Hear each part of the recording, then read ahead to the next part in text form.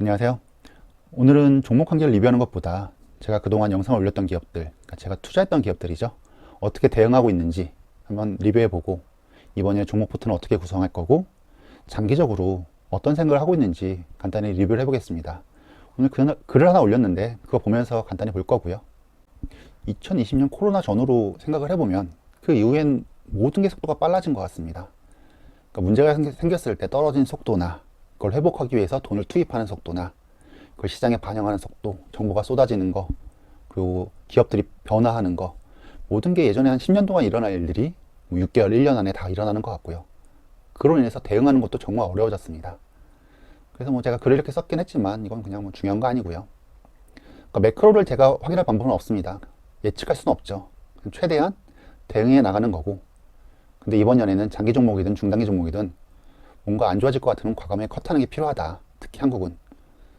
그리고 최소 30% 이상의 현금은 확보해야 되고 종목 압축 안 해놓으면 대응이 매우 어려울 거라고 생각합니다. 그래서 뭐 이런 건 뭐 뻔한 얘기니까 넘어가고요. 일단 제가 그동안 올렸던 기업들 어떻게 대응하고 있는지 정리해보면 SK지주는 걱정 1도 안 하고 있습니다. 그냥 20만원대는 워낙 싸 보여서 살 것도 없고 하니까 일단 좀 사놨던 거 다시 지금 올라왔을 때 조금 정리했고요. 그러니까 비중만 조절하고 있습니다.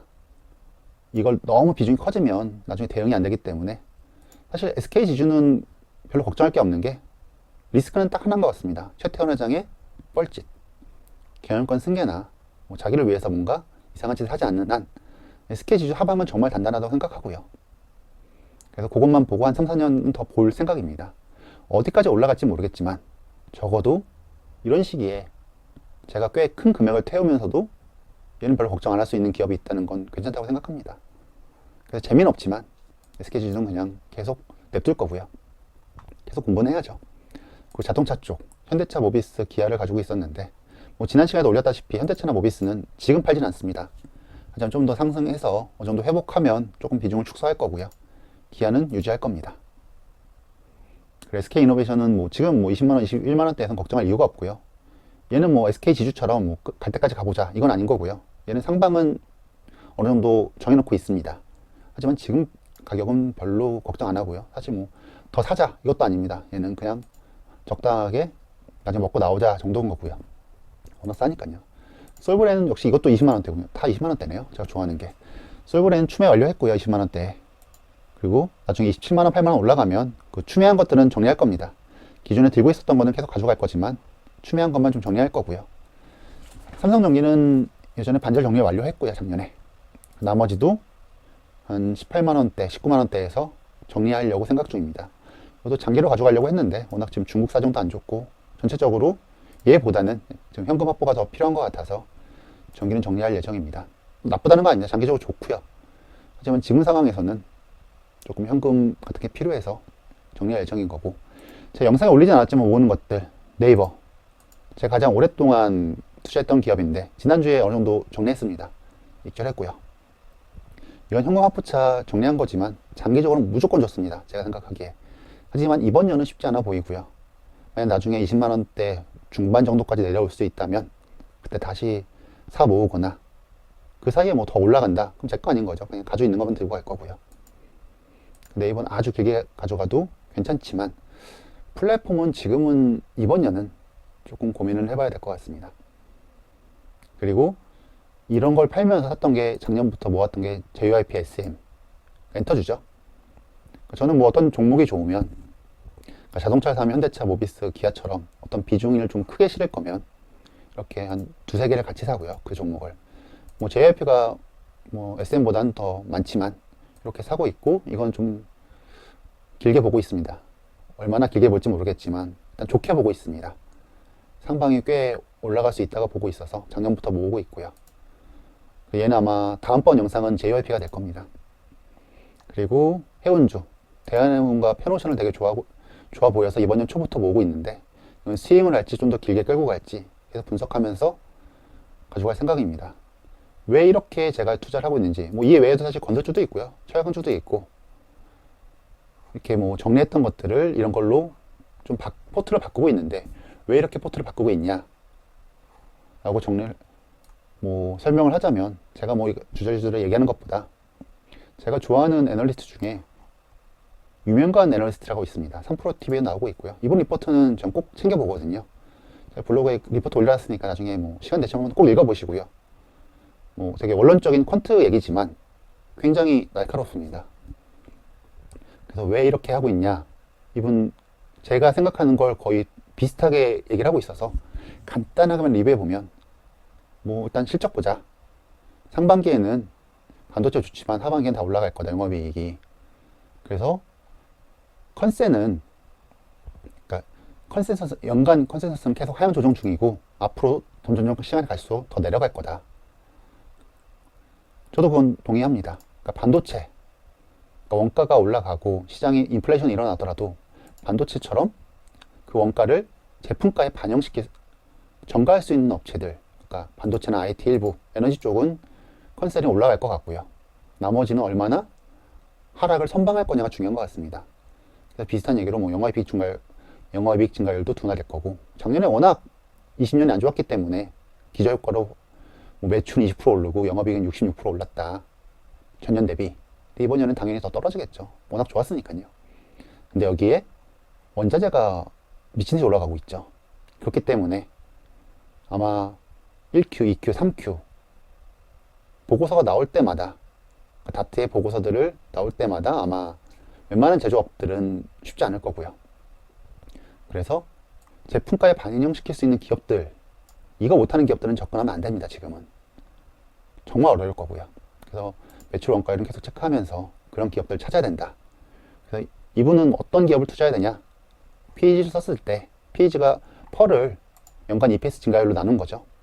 그러니까 현재 비싸더라도 돈을 버는 속도가 이번에는 1,000억 벌던 게 내년에 2,000억 벌고 그 다음에 4,000억 벌면 어차피 쭉 내려갈 거다. 테슬라 같은 경우인 거죠.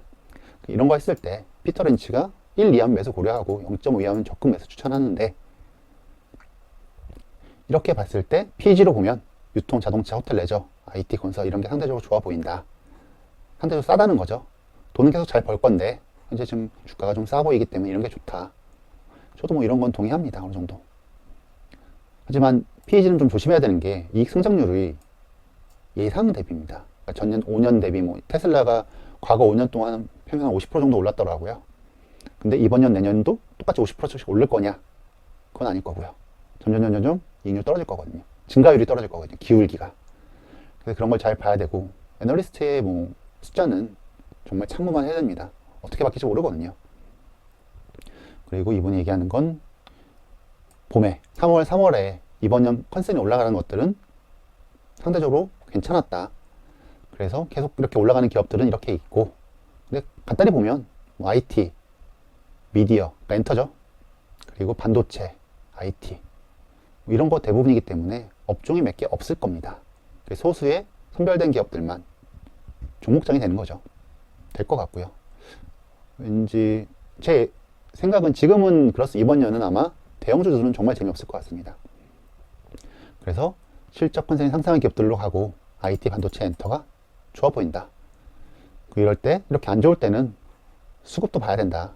수급 봤을 때 뭐 이렇게 쭉 해놨는데, 뭐 결론은 외국인이 지금 거의 비중이 30%밖에 안 되고 한국의 영업이익 컨센이 내려가고 있기 때문에 외국인이 쉽게 들어오지 못한다.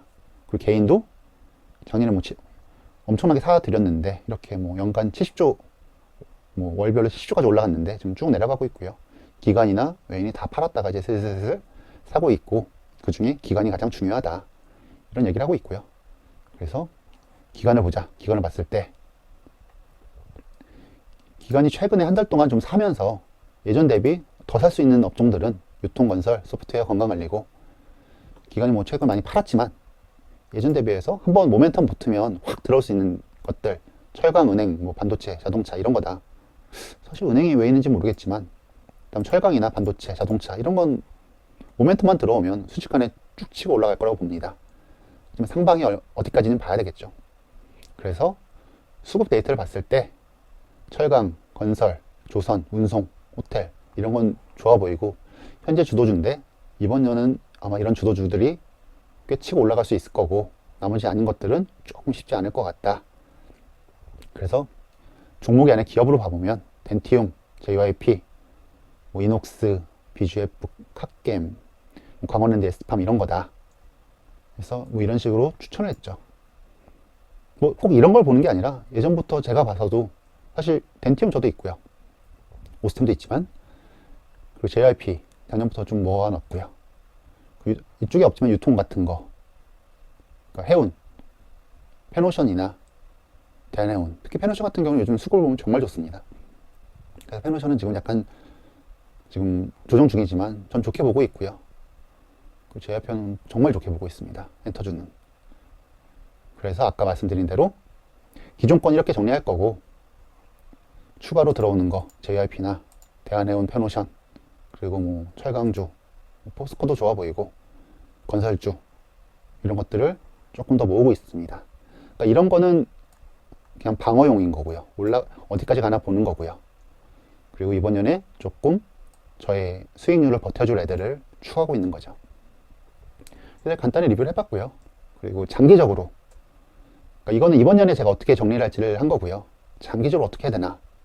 그러니까 사실 제가 요즘에 가장 큰 고민이 장투 종목이라고 해서 샀는데 이렇게 현대차, 모비스처럼 정리를 해버립니다. 제가 너무 섣부르게 산 건가? 아니면 한국이 문제인 건가? 여러 가지 문제는 있겠지만 분명히 이렇게 스윙 종목으로 버티고 이렇게 장기로 들고 가야지 했던 것들, 이런 게 쉽지 않아 보이는 거 보면 뭔가 문제가 있는 건가 싶어서 큰 고민을 하고 있고요. 뭔가 투자 방법에 변화가 필요한 것 같고, 그리고 수십 년 동안 디플레이션을 고민했던 시장이 드디어 인플레이션을 고민하고 있습니다. 그러니까 그동안은 뭔 짓을 하더라도 뭐 중국에 몰빵을 하든 아시아에 몰빵을 하든 아프리카를 가든 무조건 싸게, 많이, 빠르게 해서 돈만 많이 벌면 돼 였던 게 기업 목표였습니다. 근데 최근에 코로나 이후로 한번 서플라이 체인이 망가지면서 이것보다는 안정적인 자급제, 언제든지 내 목줄을 쥐어잡을 수 있구나 해서 당장 다시 돌아와. 리쇼어링이죠. 그러니까 미국은 미국 안에서, 유럽은 유럽 안에서, 중국은 중국 안에서 다 할 수 있게 비싸더라도 안정적으로 우리 안에서 공급하자, 이런 거고요. 이런 걸 가장 정리 잘하는 사람이 하워드 막스였죠. 어제 제가 잠깐 블로그에 공유했는데, 최우선이 비용이 효율화해서 안정적인 자급화가 되고 있다. 이때 그럼 어떻게 해야 되냐? 그럼 뻔하죠. 대체 불가능한 것들, 절대 얘 아니면 대체가 불가능한 것들, 그리고 이렇게 밖으로 돌아갈 때 수혜 기업들로 가야 버틸 수 있는 거고, 어설픈 기업들, 그러니까 얘도 할 수 있고 얘도 할 수 있고 얘도 할 수 있는데 얘가 10원 더 싸니까 얘로, 이렇게 마진 따먹게 하는 기업들은 정말 재미없을 것 같습니다. 그럼 대체 불가능한 기업들이 뭐가 있냐? 미국은 딱 떠오르는 것들이 많죠. 빅테크들. 근데 한국에 뭐가 있을까 생각해보면 대부분 이 얘기 할 겁니다. 삼성전자, SK하이닉스. 근데 각국의 리쇼어링에서 안전할 수 있을까? 미국에서 반도체 하라고 하고 파운드리 하라고 하고 TSMC 미국 가고 있는데 과연 삼성전자가 괜찮을까? 라고 생각을 해보면 좀 개인적으로 지금은 아닌 것 같습니다. 삼성전자가 정말 좋은 기업이고 정말 투자할 데가 없으면 전 하겠지만, 제가 삼성전자 비중을 늘린다면, 지금 한 적도 없습니다. 만약 늘린다면 파운드리 매출 비중이 한 15% 전후가 보이기 시작할 때, 장기적으로 보이기 시작할 때 저는 삼성전자가 꽤 많은 비중을 실을 거고요. 지금은 아닌 것 같습니다. 그리고 가격이 올라가면 그것을 제품 가격에 전가할 수 있는 기업은 어디 있을까? 뭐가 있을까? 그리고 이렇게 비싸더라도 안정적인 공급을 할 수 있는 데면 사겠다라고 하면 이건 인플레가 지속된다는 겁니다. 최저가 싸움이 아니라 안정적인 공급을 일하기 때문에 인플레 지속된다면 미국은 버티겠죠. 근데 한국, 중국, 뭐 아시아나 유럽이 경기 침체가 올 때 어떤 카드를 쓸 수 있을까? 쉽지 않아 보입니다. 그러니까 변화 속도는 정말 빨라지고 있는데, 규제나 인플레, 경기 침체, 지정학적 뭐 전쟁이든 세계 또라이들 너무 많죠. 사실 또라이들이 아니라 더 나쁜 말을 썼는데, 어떻게 투자 포인트를 해야 되는지, 떨어져도 버틸 수 있는 기업을 찾아서 그걸 압축하지 않으면 장기적으로 답이 없을 것 같습니다. 사실 뭐 아래쪽에 살짝 써놓긴 했지만 그럼 뭐가 있을까? 한국에는 솔직히 쉽지 않아 보이고요. 미국의 애플이나 아마존 이런 걸 해야 되냐? 전 그런 것보다는 사실 애플은 그냥 미국이랑 중국이 싸우면 애플은 무조건 잘 나갈 겁니다. 미국이랑 중국이 싸워서 중국이 열받아 끊어버린다. 대안이 있습니다. 사실 샤오미나 오포 비고 샤오미가 있기 때문에. 아마존도 비슷하고요. 근데 TSMC 같은 거, 그리고 ASML 같은 거, 이런 것들은 대안이 없잖아요. 그러니까 어떻게 보면 삼성전자도 비슷하지만, 뭐 인텔이 최근에 뭐 파운드리를 엄청나게 키운다고 하고 있지만 쉽지 않을 거고요.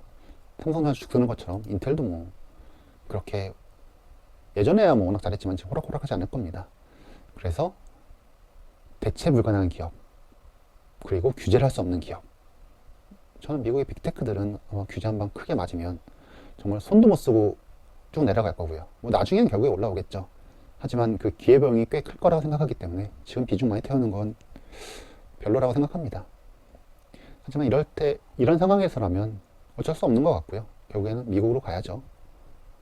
그리고 한국에서는 몇몇 종목을 압축해 놓고 그리고 스윙하면서 포트를 운영해야 되지 않을까라고 생각을 합니다.